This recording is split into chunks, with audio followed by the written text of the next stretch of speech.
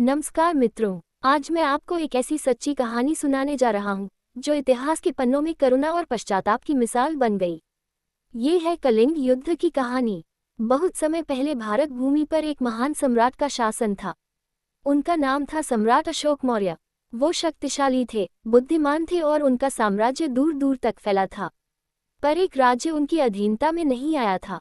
वह था कलिंग, यानी आज का उड़ीसा। कलिंग के लोग निर्भीक थे, स्वाभिमानी थे। उन्होंने अशोक की अधीनता मानने से इनकार कर दिया। सम्राट अशोक को यह चुनौती स्वीकार न हुई। उनके मन में विजय की अग्नि जल उठी। उन्होंने कहा, कलिंग को जीतना ही होगा, वहीं से मेरे साम्राज्य की पूर्णता होगी। और फिर तैयार हुई एक विशाल सेना। हाथियों की पंक्तियां, घोड़ों के दस्ते, हजारों सैनिक, लाखों की फौज। कलिंग के लोग भी पीछे हटने वाले नहीं थे। उन्होंने भी अपने प्राण दांव पर लगाने की ठानी। फिर वह दिन आया जब कलिंग युद्ध आरंभ हुआ। चारों ओर लहू बहने लगा, तलवारें खनक उठीं, बाणों की वर्षा होने लगी। कलिंग के वीर अंतिम सांस तक लड़े, मगर आखिर में अशोक की अपार सेना ने कलिंग को पराजित कर दिया। युद्ध समाप्त हुआ, अशोक विजय के लिए खड़े हुए, पर चारों तरफ कुछ और ही था। विजय नहीं, बस आंसू, चीखें और मृत्यु। सम्राट अशोक युद्धभूमि पर गए।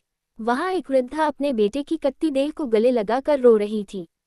माएँ अपने बच्चों को ढूंढ रही थीं। हजारों लाशें बिछी थीं। अशोक का दिल कांप गया।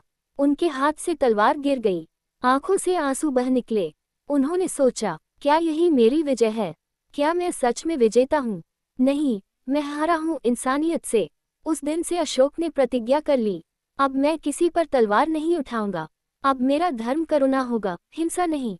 उन्होंने बौद्ध धर्म अपना लिया, दया, अहिंसा और शांति का मार्ग चुना।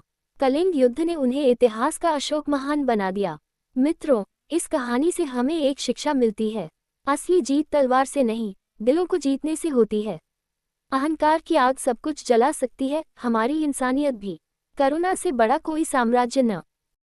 धन्यवाद। यही थी कलिंग युद्ध की सच्ची और प्रेरक कहानी। और ऐसी ही सुंदर और सीख देने वाली कहानियां सुनने के लिए हमारे चैनल हिंदी मॉरल स्टोरीज को सब्सक्राइब करें। वीडियो को लाइक करें, कमेंट में बताएं आपको कौन सी कहानी सबसे अच्छी लगी।